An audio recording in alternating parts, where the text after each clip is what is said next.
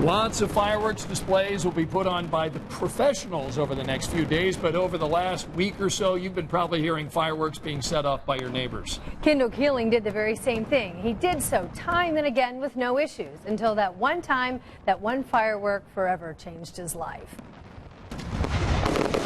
The promise of big fireworks is they'll light up the sky. The possibility is the blast will come sooner than you expect. I was playing with a firework and it blew up right in my hand. It was July 3rd, 3 years ago. Kendall Keeling had fired off several mortars just like this one, no problem. I went to light it thinking it was a slow-burning fuse, and it immediately blew up. I remember getting into the ambulance. I remember my fourth grade teacher, actually, who was down the road from my house, actually came over to help look for my fingers in the yard. Kendall's dominant right hand was severely disfigured, and that's not all. I had shrapnel burn all the way up my chest, all over me.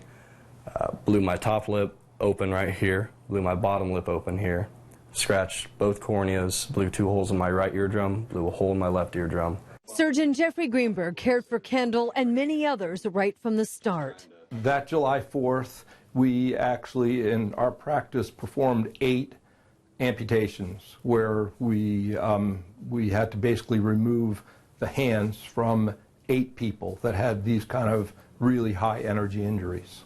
So it's serious. I was 18 when it happened. I was supposed to leave for the military, and then in the blink of an eye, everything changed. Dr. Greenberg then mapped out years of reconstructive surgeries with no guarantees. It's especially frustrating because as surgeons, we're trying to just save and reconstruct, and when we see these high power explosive injuries, the tissue that's left for us to work with is very, very deficient. We don't really have a lot to work with. Ultimately, Kendall opted for an amputation. Just looked so mangled. I don't want people staring at that. And now it's pretty rare to see Kendall's bare right arm without one of his high-tech prosthetics. I can do just about anything that I really want to. The grip, created with sensors, is now so reliable that Kendall can even ride his motorcycle. And he has a new road name with his bike club, the Hog Runners in Kokomo.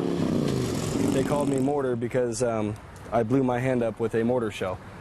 Yeah, you didn't take offense to that. Oh, no. Put my throttle over here. It certainly took a lot to get to this point, but Kendall is happy. He's proud of his progress and grateful he survived. I guess the biggest thing for me is don't ever give up, just because it looks bad.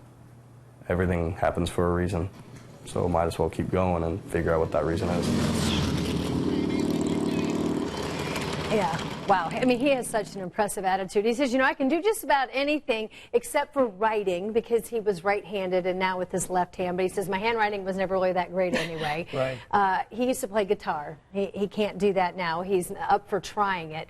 But it's interesting because he wanted to be a welder, and he's not able to do that now. But he does work for the prosthetic company now that was able to provide his arm. And he finds that he really can show people that are coming in, that are newly dealing with these losses, that there is life and there's hope, and you get the right fit and you can move forward. I'm glad he's doing well, though. I look at that story and I'm like, I never want to touch a firework and set one off again. Oh, I know. That. And he said he did one after another, no problem, and then gosh. that one wrong. Be yes. careful.